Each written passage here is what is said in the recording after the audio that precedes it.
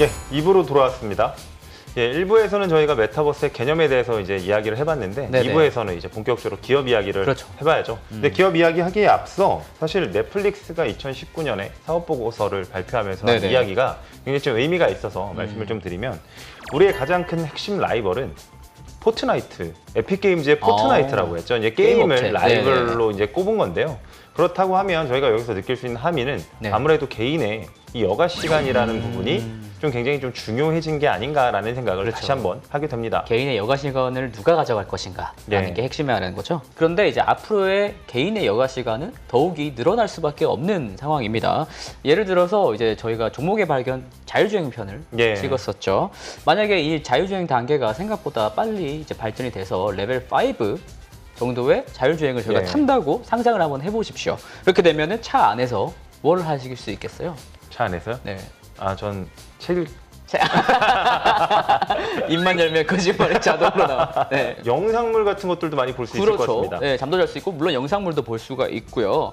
그래서 저는 뭐 결과적으로는 이런 엔터테인먼트를 예. 차 안에서 즐길 수 있을 것 같습니다. 다만 방금 말씀해 주신 것들이 네. 최근에 사실 기술 발전이라는 게 굉장히 좀 빠르기 때문에 맞습니다. 이게 뭐 너무 먼 미래라는 생각은 안 들고요. 오히려 더 빨라질 수 있겠다라는 그러니까요. 생각도 드는데요. 그런 만큼 저희가 이 메타버스 테마에서도 어느 테마가 될성부를 떡잎인지 맞아요. 찾아볼 필요가 있을 네, 것 같습니다. 맞습니다. 저희가 관련해서 표로 한번 정리를 해봤는데요. 네. 이 표에 있는 내용들이 일종의 메타버스 관련된 뭐 밸류 체인이라고 보셔도 무방할 것 같습니다. 네, 저희가 직접 작성한 자료이기 때문에 참고해 주시면 좋을 것 같습니다. 네. 방금 여기서 봤다시피 사실 네. 굉장히 다양한 밸류 체인이 좀 녹아들어 있는 것 같고요. 네. 이 메타버스라는 게 큰 세상이지 않겠습니까? 이 새로운 세상, 또 경제, 사회, 문화, 생태계를 만드는 것이기 때문일 텐데요. 네. 그만큼 끼어드는 기업도 많을 것 같습니다. 맞습니다. 이제 여러 근데 관련 영역 중에서도요. 저는 이제 메타버스의 소셜 기능, 그 다음에 뭐 콘텐츠와 관련된 소프트웨어 업체가 가장 핵심이 되지 않을까 싶습니다. 네, 다시 말해서 이제 SNS나 이제 앱스토어 같은 플랫폼 업체들이 가장 많이 성행을 할 것이다라고 예. 지금 생각을 하는 것인데요.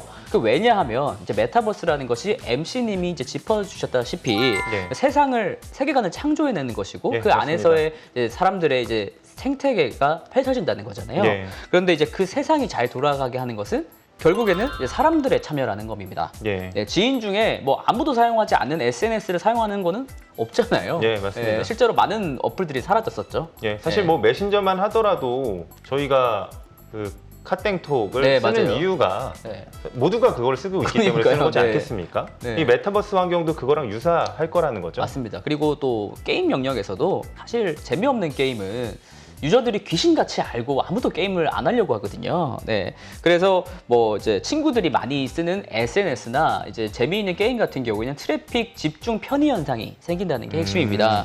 그래서 잘 되는 곳은 계속 더 잘 된다는 건데요. 그러니까 플랫폼 핵심은 재밌는 거를 함께 나눈 사람들이 많다. 라는 것을 보시면 될 것 같습니다. 그렇기 때문에 이러한 독점적 지위를 이제 구축했던 플랫폼들 기업의 외형 성장의 속도와 이제 수익의 마진율이라고 할까요? 이런 예. 것들이 굉장히 뛰어나잖아요. 플랫폼 업체들이. 예. 네. 그래서 메타버스 세상도 이런 실제 상황과 비슷하게 연출되지 않을까 그렇게 생각합니다.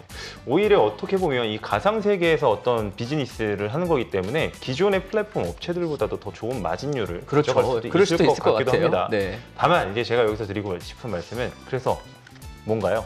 아, 맞습니다. 그래서 현재로서는 가장 이제 선도적인 입지를 보유한 기업이 바로 로블록스라는 기업이지 않을까 네. 생각이 드는데요. 그래도 로블록스에 대해서는 뭐 들어보셨겠지만 예. 그래도 이제 투자자분들을 위해서 좀 짤막하게 기업 개요를 말씀드리도록 하겠습니다. 이제 로블록스는 외형적으로는 결국 게임 기업입니다. 근데 이제 특히 애들이 좋아하는 게임 예. 기업이죠. 실제로 로블록스 사용자 중에 54%가 13세 미만의 아동층이라고 하더라고요. 예. 굉장히 많네요. 네. 그렇기 때문에 반대로 좀 좋게 생각을 해보면은 뭐 주로 게임 같은 게 이제 청년이라든가 중장년층을 대상으로 게임을 개발을 하잖아요. 예. 근데 이런 업체들과 달리 경쟁 상황이 굉장히 수월하다는 점입니다. 근데 반대로 그냥 생각을 해봤는데 이 부모님들이 굉장히 싫어하는 게임일 것 같기도 합니다. 그럴 수도 있을 것 같네요. 네. 그리고 제가 이 로블록스 플레이 영상을 좀 찾아보니까 네. 사실 마인크래프트라고 하는 게임하고도 굉장히 좀 유사했던 것 아, 같습니다. 맞아요. 예. 네. 근데 이 한국인들에게는 제가 알기로는 마인크래프트가 조금은 더 유명하지 않나 그렇죠. 싶습니다. 뭐 네. 유튜브에서도 좀 많이 나왔던 것 같고요. 맞아요. 실제로 마인크래프트가 더 최근에 만들어진 게임이에요. 예. 예. 근데 이제 유저 수는 로블록스가 마인크래프트보다 더 많다고 하는데. 네, 맞아요. 네. 그래서 마인크래프트가 잠깐 나와가지고 로블록스 인기를 제쳤다가 현지에서 다시 로블록스로 돌아가는 추세라고 합니다. 예. 네. 이런 이제 급성장의 이제 로블록스의 배경은 바로 저는 경제 생태계, 경제 생태가 있기 때문에 차별화되는 지점이라고 생각을 하는데요.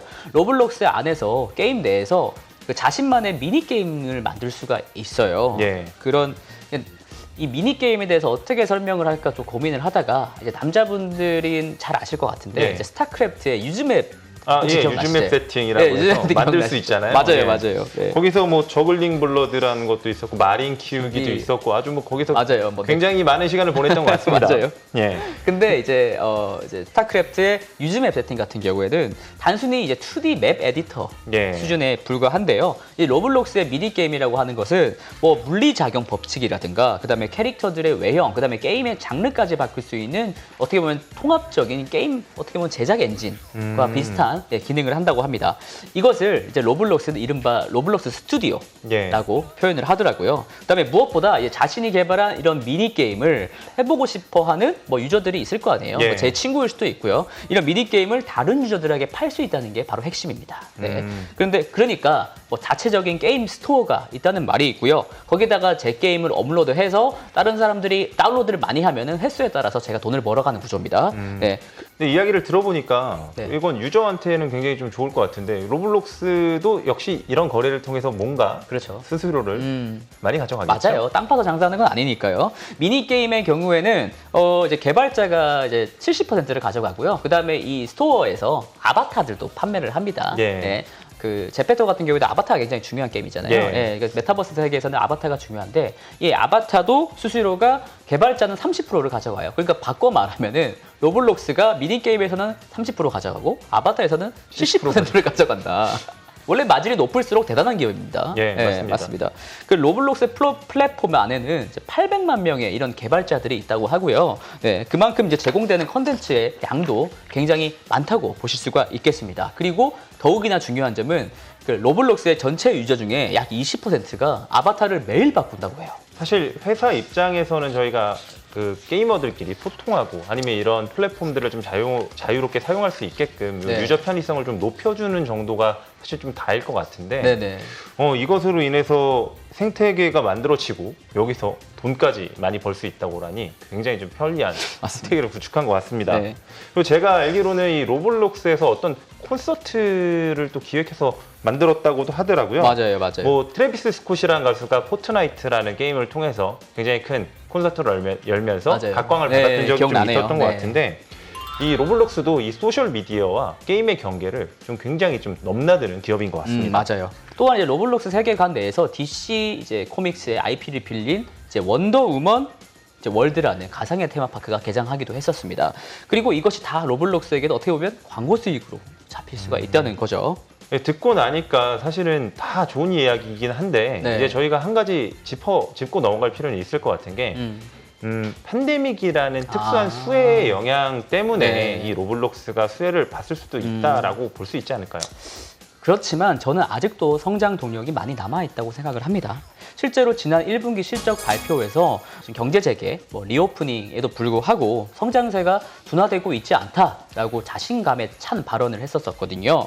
우선 아까도 말씀드렸었지만 이제 대부분의 유저가 아동층이기 때문에 네. 이 아동층이 나이를 먹으면은 이제 청년층이 되는 거잖아요. 네, 맞죠. 그렇게 되면은 이제 로블록스에 지출하는 돈, 그러니까 이제 로벅스, 가상세계 내에서 유통되는 화폐 이름이 로벅스입니다. 저 크면 클수록 이제 예, 로벅스를 더 많이 늘어난다 많이 보니까요. 많이 예. 쓸 것으로 예측이 됐는데요. 좀 반가운 점은 실제로 청소년 이제 사용자 비중이 2019년 대비 2020년 작년에 2배 이상 늘었다고 합니다. 의미가 있는 그렇죠. 뉴스인 것 네. 같은데요. 사실 저희가 성장을 함에 따라서 이 기존에 하던 게임들을 갈아타는 경우가 많지 맞아요. 네. 예, 성장하면서 같이 가는 경우들이 잘 없었는데 어떻게 보면 로블록스는 그런 유저층을 잘 잡아두고 있다고 볼 수도 있을 것 같습니다. 그만큼 재밌고 돈이 되니까 하는 거 아닌가 생각이 예. 들고요. 그다음에 지역적인 면으로 봐도 아직 로블록스는 이제 북미와 유럽 쪽에 매출이 많은데 예. 만약에 중국 같은 다른 대륙 지역으로 진출하게 된다면 또 한 번의 큰 시장이 열리는 것 같은데요.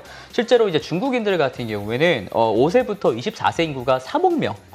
어마어마한 시장인데요. 예. 3억 명에 달한다고 해요. 이런 큰 시장이 열리게 되는 거고 긍정적인 것은 중국 최대 게임 퍼블리셔가 텐센트죠. 텐센트와 로블록스가 손을 잡고 조인트 벤처를 결성해서 앞으로 이런 쪽으로 진출을 노리고 있다는 점은 아주 긍정적입니다.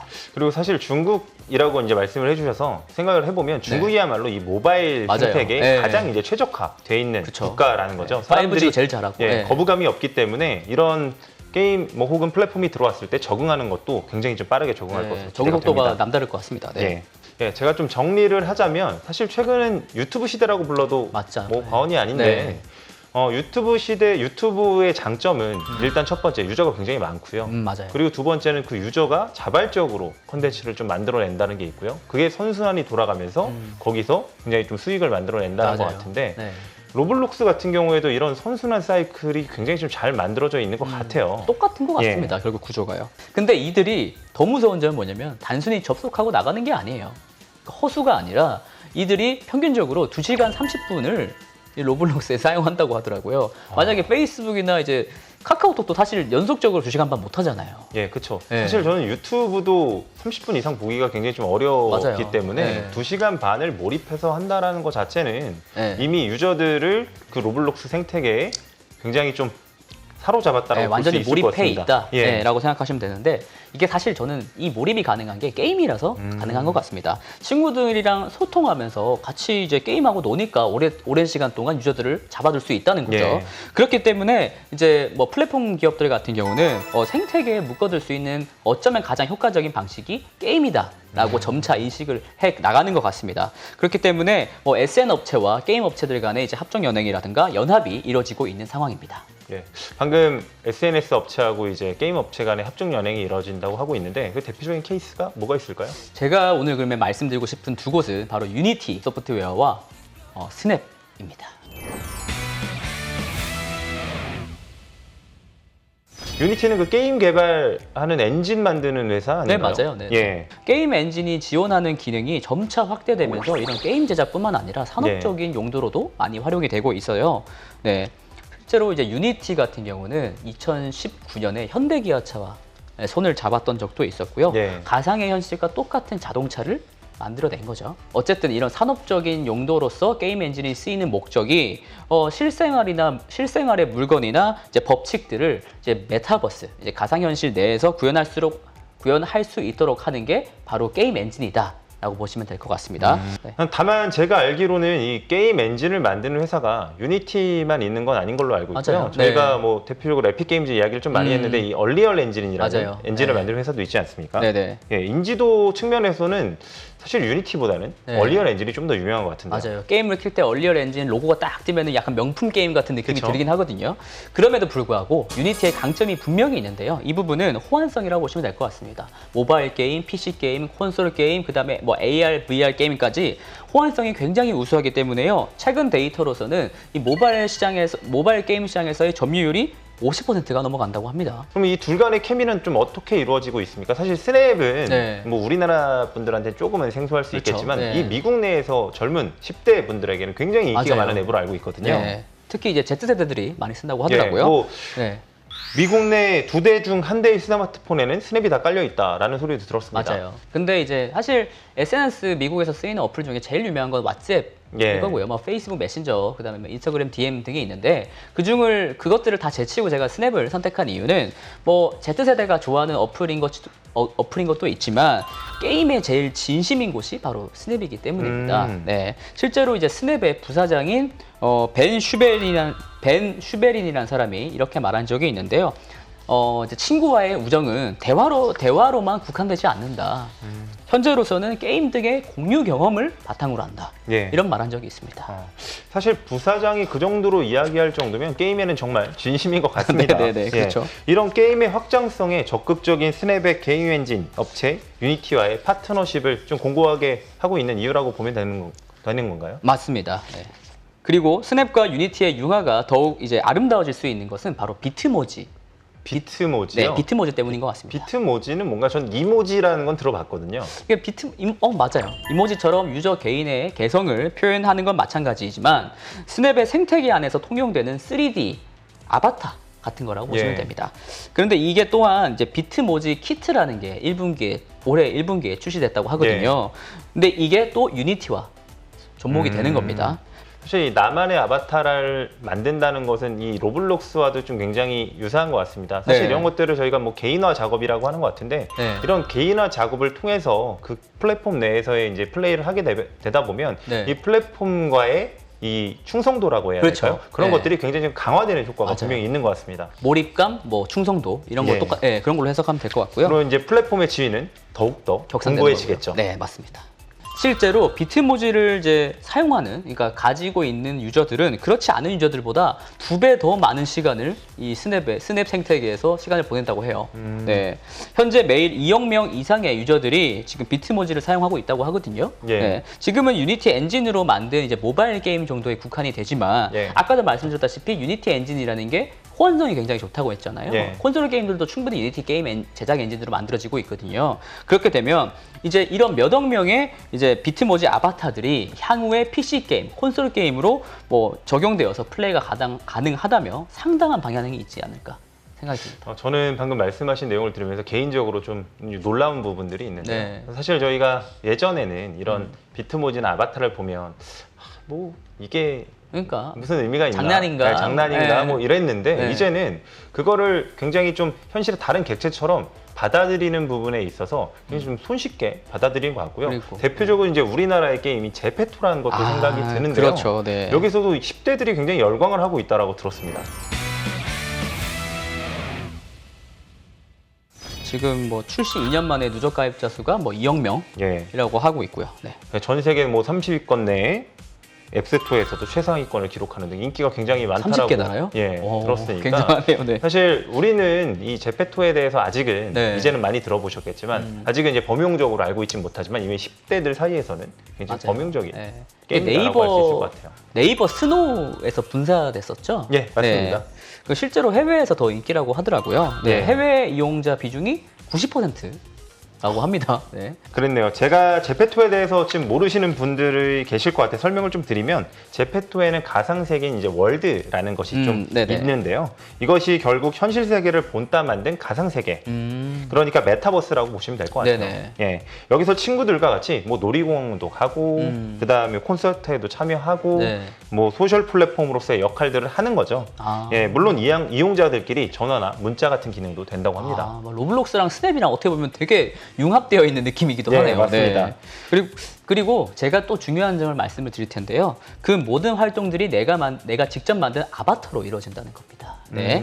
그래서 이런 아바타가 아까 말씀드렸던 뭐 몰입감, 그다음에 예. 충성도라는 측면에서 선사하는데 훨씬 더 수월하다는 점입니다. 이 아바타가요. 그래서 또한 이 아바타를 만들거나 또 판매도 가능하죠, 물론. 예. 그래서 이런 경제 시스템이 이제 제페토 스튜디오, 그러니까 아까도 로블록스 스튜디오가 로블록스 있었는데 스튜디오가 있었죠. 굉장히 닮았네요. 예. 네. 참고로 이 스튜디오에서는 뭐 명품도 사고 팔 수가 있는데 이미 뭐 샤넬이랑 구찌가 입점했다고 합니다. 네. 기존의 명품 업체들도 들어올 정도면 이미 어느 정도 자리를 잡았다라고 봐도 무방하지 않을까 싶습니다. 맞아요. 참 여러모로 로블록스나 스냅의 방식하고 굉장히 좀 유사한 것 같고요. 이게 어떻게 보면 현재 이 메타버스 플랫폼의 좀 기준 같은 거지 않을까라는 생각이 좀 있네요. 맞습니다. 메타버스의 성공 공식에 대해서 몇 가지 정리를 좀 해봤는데요. 거기에 가장 부합하고 있는 기업들이 현재 시점에서는 로블록스와 유니티, 스냅, 그리고 제페토 정도로 말씀을 좀 드릴 수 있을 것 같습니다. 메타버스 산업은 사실 굉장히 확장성이 넓기 때문에 향후 만들어질 다양한 기회가 있을 것이라고 생각이 되는데요. 그만큼 앞으로도 많은 관심 부탁드리도록 하겠습니다. 이것으로 종목의 발견 메타버스 편을 마치도록 하겠습니다. 종목의 발견!